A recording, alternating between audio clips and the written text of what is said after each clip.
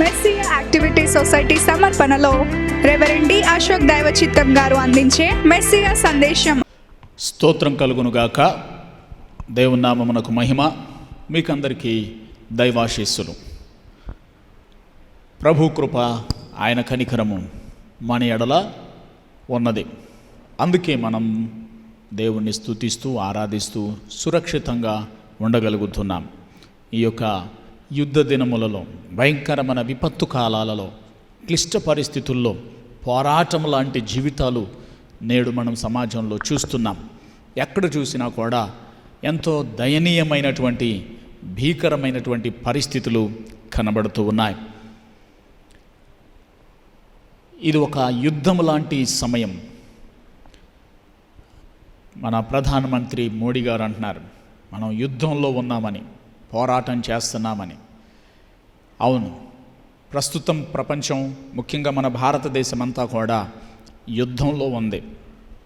ఏంటా యుద్ధం అంటే, ప్రధానమైనటువంటి సమస్య కోవిడ్-19 వైరస్ వ్యాధి అయినప్పటికీ దానితోనే ఇంకా కొంతమంది ఆకలి పోరాటాలు, కొంతమంది ఉద్యోగ పోరాటాలు, కొంతమంది సమస్యల పోరాటాలు, కొంతమంది వ్యాధుల పోరాటాలు, కొంతమంది ఇబ్బందులు, నానా రకాలైనటువంటి కష్టాలతో పోరాటం అనేది సాగిస్తూ ఉన్నాం. యుద్ధ వాతావరణం నేడు సమాజంలో మనం చూస్తున్నాం. ఎంత బాధకరమైనటువంటి, వేదనకరమైనటువంటి పరిస్థితుల్ని మనం చూస్తున్నాం.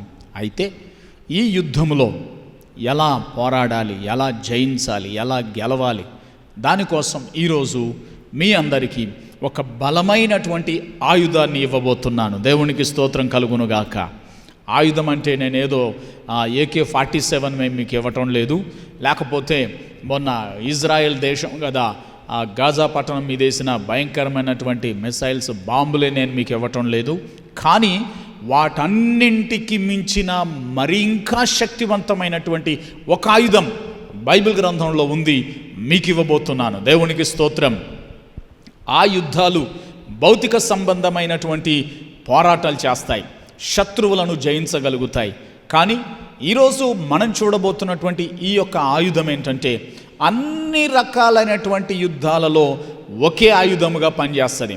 ప్రతి సమస్యకి, ప్రతి పోరాటానికి, ప్రతి ఇబ్బందికి, ప్రతి కరువుకి కూడా ఉపయోగపడే బలమైనటువంటి ఆయుధాన్ని ఈరోజు మనం బైబిల్ గ్రంథంలో నుండి చూడబోతున్నాం. దేవునికి స్తోత్రం కలుగునుగాక. ధైర్యం తెచ్చుకోండి, ఆనందంగా వినండి, ఇష్టముతో వినండి. ఒక బలమైన ఆయుధం బైబిల్ గ్రంథంలో మనకుంది.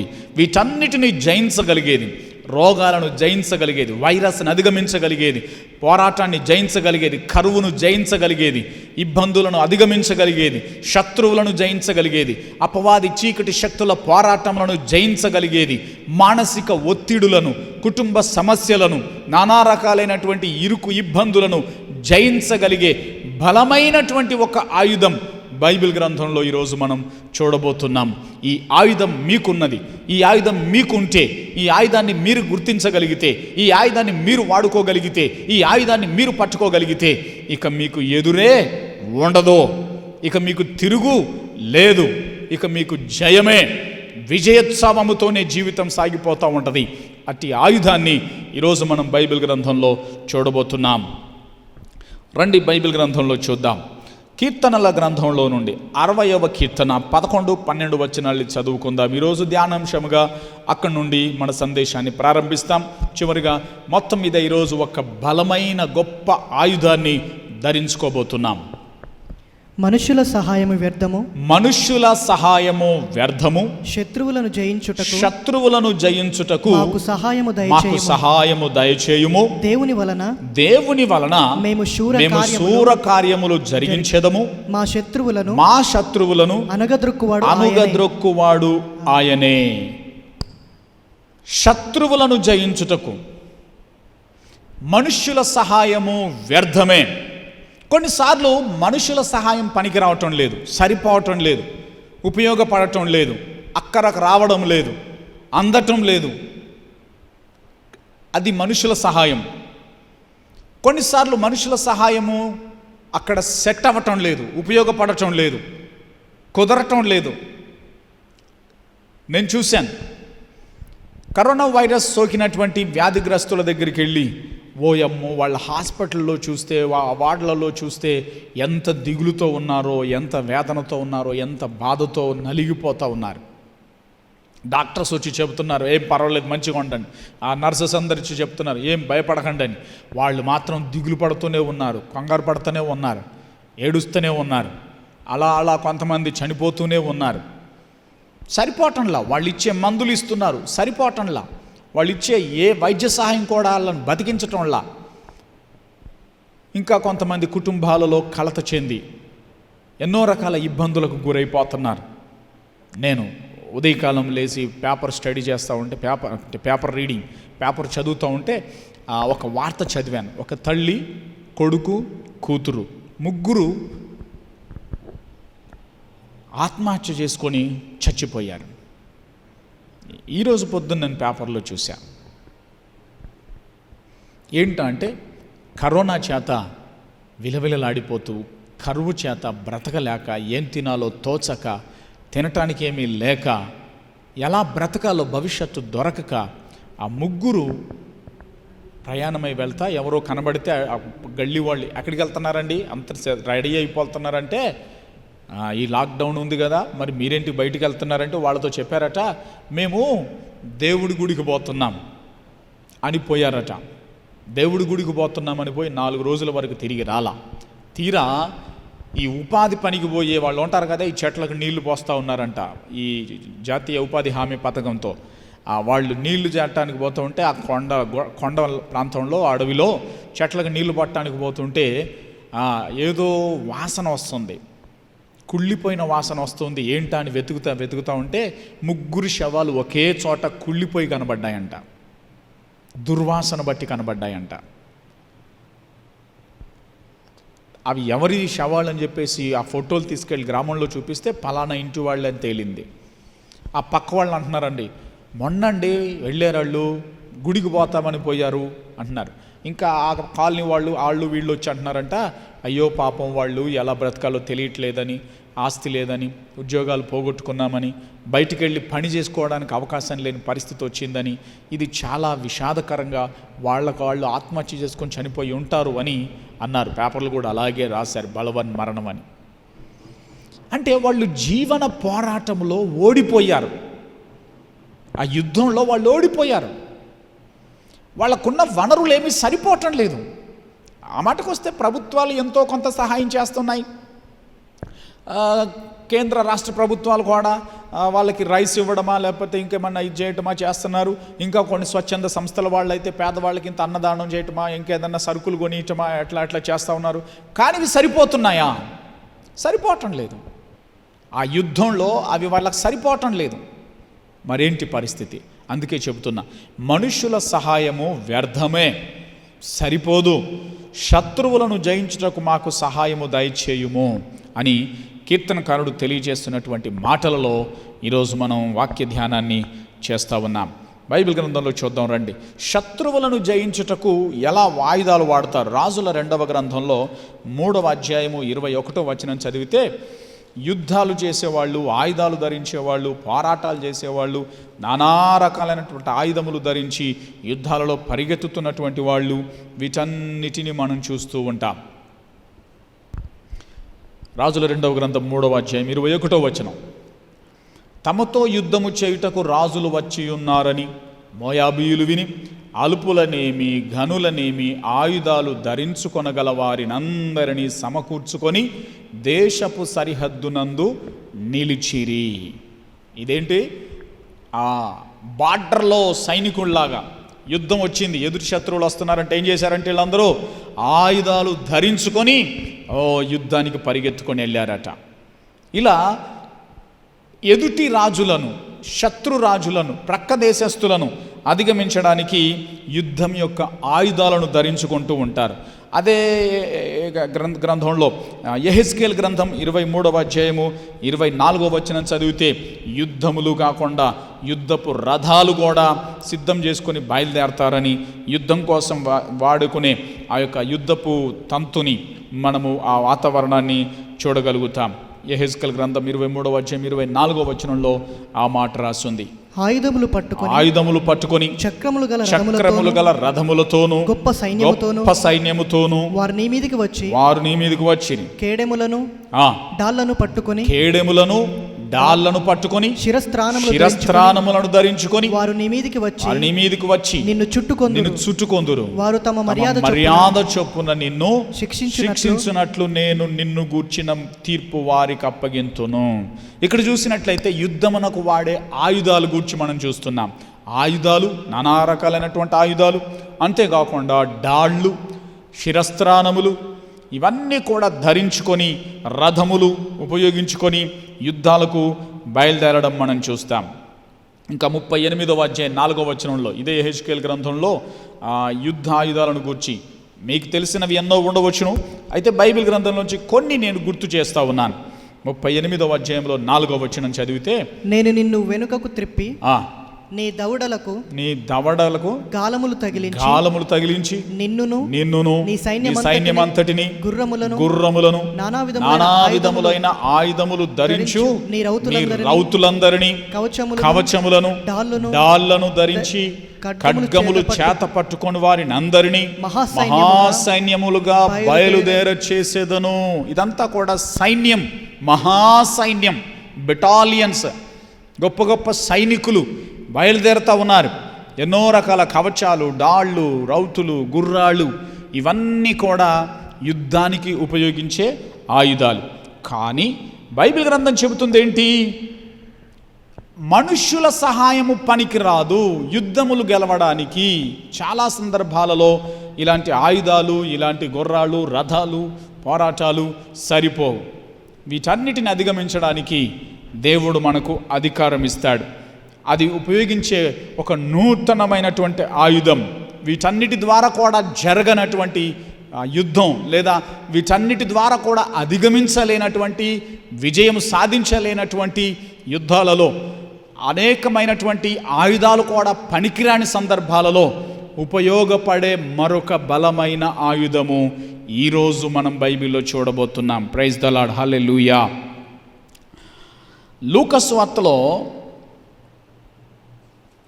11వ అధ్యాయం 21వ వచనంలో అక్కడ చెప్తాడు, కావలివాని ఆయుధాలు, కావలివాడు ఆయుధాలు ధరించుకొని ఉంటాడు అని లూకా సువార్తలో యేసుక్రీస్తు ప్రభుల వారు తెలియచేస్తా ఉన్నారు. బలవంతుడు ఆయుధములు ధరించుకొని తన ఆవరణములను కాచుకొనుచున్నప్పుడు అతని సొత్తు భద్రముగా ఉండును. ఇక్కడ రాయబడింది, బలవంతుడు ఆయుధాలు ధరించుకొని కాపలా కాస్తే భద్రంగా ఉంటుందంట. నిజమేనంటండి? ఎంతమందిని చూడటంలా, ఎంత చుట్టూ పోలీసోళ్ళు ఉండి వ్యవస్థ ఉండి అన్ని కాపుదల చేస్తున్నప్పటికీ కూడా దొంగల బెడద అన్ని పోగొట్టుకొని దోపిడీలు జరుగుతున్న పరిస్థితుల్ని మనం చూస్తూనే ఉన్నాం. అయితే యేసుక్రీస్తు ప్రభుల వారు చెప్పినటువంటి మాట లూకా సువార్త 10వ అధ్యాయం 19వ వచనంలో, ఇదిగో పాములను తేళ్లను త్రొక్కుటకును శత్రువు బలమంతటి మీదను మీకు అధికారము అనుగ్రహించి ఉన్నాను. శత్రువు బలమంతటి మీద అధికారం ఇచ్చాడట. దేవునికి స్తోత్రం చెప్దామా? హల్లెలూయా.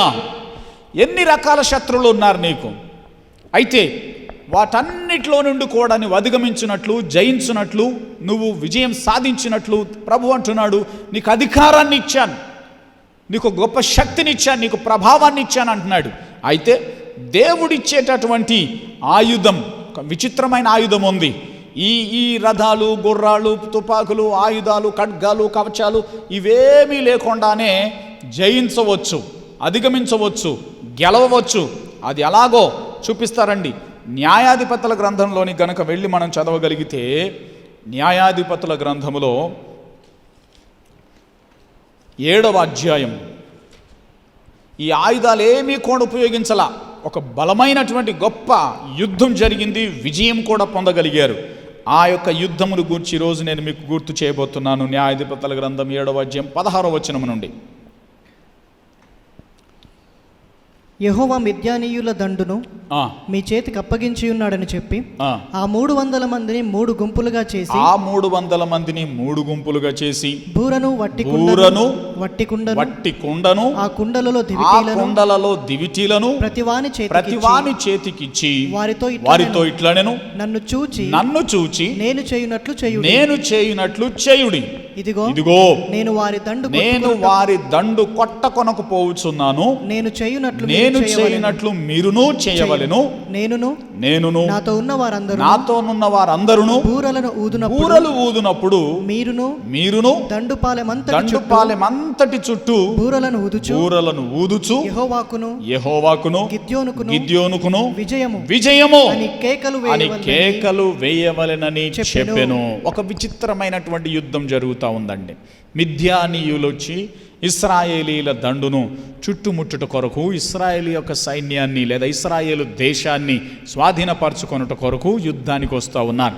ఆ టైంలో ఇశ్రాయేలీల పక్షముగా యుద్ధం చేయడానికి ఎవరు లేరు. అప్పుడు ఇశ్రాయేలీలకు రాజు లేడు. కాబట్టి ఇక వాళ్ళు చాలా భయపడుతూ కంగారు పడిపోతూ మిద్యానీయులకు దాసులమైపోతామేమో, చెరపట్టబడతామేమోనని కంగారు పడతా ఉన్నారు. ఆ సమయంలో ఇశ్రాయేలీలలో నుండి ఒక యోధుణ్ణి, ఒక వ్యక్తిని ప్రభువు ఎన్నుకున్నాడు. అతను గిద్యోన్. ఈ గిద్యోన్ అనేటువంటి ఒక వ్యక్తితో దేవుడు మాట్లాడి, నీవు ఇశ్రాయేలీల పక్షముగా మిద్యానీయులతో యుద్ధము చేసి గెలవాలి అన్నాడు. అప్పుడు గిద్యోన్ అంటాడు, నేను బలహీనుడను, నాకు సైన్యం లేదు, మా కుటుంబం కూడా ఎన్నికలేని కుటుంబం, నాకు యుద్ధము పోరాటం తెలియదు, అసలు నాకు ఆయుధాలే తెలియదు అన్నాడు. అప్పుడు దేవుడు అన్నాడు, నేను నీ పక్షంగా ఉండి యుద్ధం చేస్తాను, మీరు బయలుదేరాలి, నువ్వు బయలుదేరు అన్నాడు. యుద్ధం కోసము గిద్యోను బలం తెచ్చుకొని మొత్తం మీద దేవుని నడిపింపు ద్వారా బయలుదేరి సమాజంలో పిలుపునిచ్చాడు. మిద్యానీయులతో యుద్ధం చేయడానికి వెళదాం రండి రావాల్సిన వాళ్ళు అన్నప్పుడు వేల మంది పరిగెత్తుకొని వచ్చారట, చాలామంది పరిగెత్తుకొని వచ్చారట. అప్పుడు దేవుడు అన్నాడు, ఇంతమందితో యుద్ధం చేయాల్సిన అవసరం లేదు, మిద్యానీయులతో యుద్ధం చేయడానికి ఇంతమంది అక్కర్లేదయ్యా, చాలా ఎక్కువ అయ్యారు అన్నాడట. అయ్యో మరి ఇప్పుడు ఎలా చేయాలి అంటున్నప్పుడు, వాళ్ళలో ఎవరెవరైతే భయపడేవాళ్ళు, పిరికితనం గలవారు ఉన్నారో వాళ్ళందరిని ఇంటికి పంపించేసేయి అన్నాడట. గిద్యోను అలాగే చెప్పాడు, మీలో ఎవరైనా భయపడుతున్నట్లయితే, పిరికితనం ఉన్నట్లయితే, కంగారుగా ఉన్నట్లయితే ఇప్పుడే ఇంటికి వెళ్ళిపోన్నాడు రా బాబు, మనం యుద్ధానికి వెళ్తున్నాం అన్నాడు. అప్పుడు చాలామంది వెనక్కి వెళ్ళిపోయారు. ఆ తర్వాత మిగిలిన వాళ్ళతో ఇంకా ప్రభు అన్నాడట, ఇప్పుడు ఇంకా ఉన్నవాళ్ళు ఇంకా ఎక్కువ మంది, ఇంతమంది కూడా అక్కర్లేదు అన్నాడట. మరేం చేయమంటావు అంటే వాళ్ళకు కూడా ఒక టెస్ట్ పెట్టాడు. నీళ్ళ ఏటి దగ్గరికి తీసుకెళ్ళి నీళ్లు త్రాగే పద్ధతిలో ఒక పరీక్ష పెట్టాడు. దాంట్లో గెలిచిన వాళ్లను యుద్ధానికి తీసుకుపోమన్నాడు. కేవలం 300 మంది మాత్రమే యుద్ధంలోనికి సెలెక్ట్ అయ్యారు. అప్పుడు గిద్యోను అంటాడు, దేవా, లక్షలాది వేలాది మందిగా వచ్చిన బలమైన ఆయుధాలు పట్టుకొని వచ్చిన మిద్యాను సైన్యంతోని ఈ 300 మంది మేము ఎలా యుద్ధం చేయాలయ్యా, ఇది సాధ్యమా అనుకున్నారు. అయితే దేవుడు అన్నాడు, నువ్వు వెళ్ళు, యుద్ధం నేను చేసేది అన్నాడు. అయితే ఆ 300 మందిని గిద్యోను ఏం చేశాడంటే 3 గుంపులు చేశాడట. మళ్ళా 100 మందిని ఇచ్చి పంపించేశాడు. పంపించేసి వాళ్లకు కొన్ని ఆయుధాలు ఇచ్చాడు. ఏంటనుకుంటున్నారు ఆయుధాలు? మనం చదివిన భాగంలో ఉందట. ఏంటట ఆయుధాలు అవి? బూర. ఏంట బూర? ఊదేది, ట్రంపెట్. బూరనిచ్చాడట. తర్వాత వట్టి కొండ, మట్టితో చేయబడిన కొండ, ఒక కొండనిచ్చాడు. ఆ కొండలో ఒక దివిటీని ఇచ్చాడట. ఒక దివిటి, అలా ఒక కర్ర ఉండి దానికి కొంచెం గొడ్డలు చుట్టి దాన్ని కాలుస్తారు, నిప్పుతో కాలుస్తూ ఉంటే దివిటి మండుతూ ఉంటుంది. వెలుగు కోసం రాత్రుల్లో ఆ రోజుల్లో వాడేవాళ్ళు దివిటి. సో ఈ 3 వస్తువుల్ని ఆ 300 మందికి ఇచ్చి పంపించేశాడట. పంపించేసి వాళ్ళతో అన్నాడు కదా, నేనేం చేస్తానో మీరు అదే చెయ్యండి అన్నాడు. వాళ్ళు అలా మిద్యాను సైన్యాన్ని చుట్టుముట్టారు. చుట్టుముట్టి వాళ్ళందరూ కూడా సిద్ధపడగానే ఆ మధ్యరాత్రిలో మిద్యానీయులు నిద్రపోతున్న సమయంలో ఈ గిద్యోను ఆ బూరను గట్టిగా ఊదటం మొదలుపెట్టాడు. ఊదుతుంటే ఆ సైనికులందరూ ఊదారు. చుట్టూ ఉన్న వాళ్ళందరూ పడుకున్నటువంటి మిద్యాను సైనికులు లేచి గాబరా పడుతున్నారు. పెద్ద సౌండ్ వస్తుంది, ఎక్కడి నుంచి అనుకుంటున్నారు. అనుకుని వాళ్ళు తీరా లేచి చూసేసరికి వీళ్ళందరూ కూడా కుండలు పగలు కొట్టేశారట. కుండలన్నీ పగలు కొట్టేశారు. అందులో నుంచి దివిటి చక్కగా వెలుగుతూ కనబడుతూ ఉంది. చుట్టూ దివిటీలు వెలుగుతూ ఉంటే ఆ మిద్యానీయులు అనుకున్నారట, అమ్మో ఆ ఇశ్రాయేలీలు మనతో యుద్ధం చేయడానికి చుట్టూ అనేక మంది రాజుల సహాయం తీసుకొని మన మీదకి సైనికుల్లాగా వస్తున్నట్టున్నారు, ఇక మనం ఉంటే చచ్చిపోతామేమో అనుకొని వాళ్ళు పారిపోతూ ఉంటే ఈ ఇశ్రాయేలీయులు గిద్యోను సైన్యం పరుగెత్తి వాళ్ళను తరిమి కొట్టి చంపి వాళ్ళంతా సైనికుల్లో ఉన్నటువంటి ఆ దండుపాలెం అంతా దోచుకున్నారట. దేవునికి స్తోత్రం కలుగునుగాక. గమనించండి, ఆయుధాలు కలిగిన మిద్యాను సైనికులు పారిపోయారు. ఆయుధాలు లేనటువంటి ఒక కొండను ఒక బోరను పట్టుకున్నటువంటి సైనికులు యుద్ధంలో గెలిచారు. ఏంటి విచిత్రం? ఎలా సాధ్యం? ఇందులో ఉన్న రహస్యం ఏమిటి? అది ఇప్పుడు నేను మీకు వివరించబోతున్నాను. రండి, బైబిల్ గ్రంథంలోని చూపిస్తాను. పేతురు రాసిన మొదటి పత్రిక 4వ అధ్యాయము 1వ వచనంలో ఆ సీక్రెట్ దాగి ఉందన్నమాట. వీళ్ళు ఎలా గెలిచారు, వాళ్ళు ఎందుకు ఓడిపోయారు, ఇప్పుడు మనం ఎలా గెలవగలం, అసలు ఏ ఆయుధాలు మనకు పనిచేస్తాయి, ఇప్పుడు ఇలాంటి సందర్భాలలో ప్రతిసారి ప్రతి యుద్ధంలో ప్రతి పోరాటంలో గెలుపుకు ఉపయోగపడే బలమైన ఆయుధం ఏంటో ఇప్పుడు నేను చూపిస్తాను. రండి. 1 పేతురు 4:1 క్రీస్తు శరీరమందు శ్రమపడెను గనుక మీరును అట్టి మనస్సును ఆయుధముగా ధరించుకొనుడి. పాయింట్ ఏంటంటే ఆయుధాలు కాదు ధరించుకోవాల్సింది, ఆయుధముగా ధరించుకోవాల్సింది ఒకటి ఉన్నది. అదేంటో తెలిసిన? మనస్సు. చెప్పండి అందరూ ఒకసారి, మనస్సు. అసలు మనస్సు అండి బలమైన ఆయుధము. మనస్సు దృఢంగా ఉండాలి, మనస్సు దృఢ సంకల్పంతో ఉండాలి, మనస్సు స్థిరపడాలి, మనస్సు బలమైనది కావాలి, మనస్సులోనే ఒక దృఢ సంకల్పం రావాలి. అది అన్నిటినీ మించిన బలమైన ఆయుధము. దేవునికి స్తోత్రం. ఇశ్రాయేలీలు మిద్యాను సైన్యాన్ని గెలిచారంటే గిద్యోను ఆ సైన్యానికి చెప్పాడు, దేవుడు మనకు అప్పగించబోతున్నాడు, దేవుడు మనతో ఉన్నాడు, మనం గెలుస్తామని. వాళ్ళు ముందుగానే మనస్సునే ఆయుధముగా మలుచుకున్నారు, మనస్సులో సిద్ధపడ్డారు, మనస్సులో తీర్మానించుకున్నారు, మనం గెలవబోతున్నాం. మనస్సుతో గెలవాలి. మనస్సు బలహీనమైతే నీకు ఎన్ని ఆయుధాలున్నా పనిచేయవు. మనస్సు బలహీనమైతే నువ్వెన్ని మందులు వాడినా నీకు ఉపయోగపడవు. మనస్సు బలహీనమైతే నీకెంత డబ్బులున్నా సంతోషం ఉండదు. మనస్సు బలహీనమైతే నువ్వు చుట్టూ ఎంతమంది ఉన్నా నీకు ధైర్యం రాదు. అందుకే మొట్టమొదటి లేదా ప్రాముఖ్యమైన గొప్ప ఆయుధం ఏంటంటే మనస్సు. Praise the lord. బైబిల్ గ్రంథం తెలియజేస్తున్నటువంటి మాట, మనస్సు అనే ఆయుధమును ధరించుకొనుడి. ఇంతకీ ఏంటి మనస్సు అనే ఆయుధం? మనకు లేదా మనస్సు? కానీ చాలామందికి ఉన్న మనస్సు ఏంటంటే అపరాధము కలిగిన మనస్సు ఉంది, పిరికితనము గల మనస్సు ఉంది, భయముతో కూడిన మనస్సు ఉంది.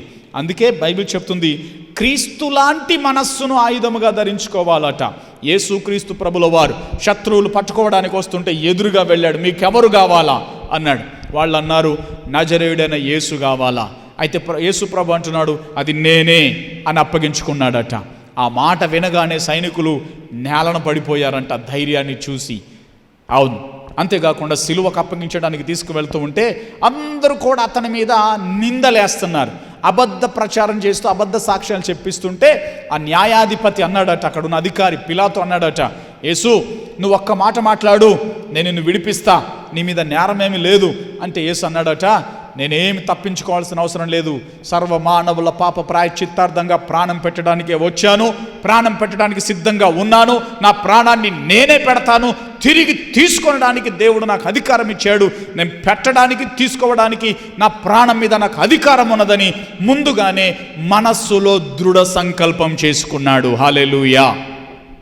కాబట్టి ఆ సిలువ మీదకి వెళ్ళిపోయాడు, అది మోసుకుంటూ వెళ్తున్నాడు, కొరడాలతో కొడతా ఉంటే కూడా చూస్తున్నటువంటి ఎంతోమంది ఏడుస్తున్నారు. ఇశ్రాయేలీలందరూ కూడా కన్నీళ్లు పెట్టుకొని గొగ్గలు పెడతా ఉంటే యేసయ్య అంటున్నాడు, నా కోసం మీరు ఏడవాల్సిన అవసరం లేదు, ఎందుకనంటే నేను ముందుగానే నిర్ణయించుకున్నాను, ఈ సిలువను కలువరి వరకు తీసుకువెళ్తాను, కలువరి సిలువలో నాకు మేకులతో కొట్టి చంపేస్తారు, గాయాలు చేస్తారు, నేను మరణిస్తారు, నన్ను పాతి పెడతాడు, 3వ దినమున తిరిగి లేస్తాను, ఇదంతా ముందే నా మనసులో సిద్ధపడి వచ్చాను. స్తోత్రం.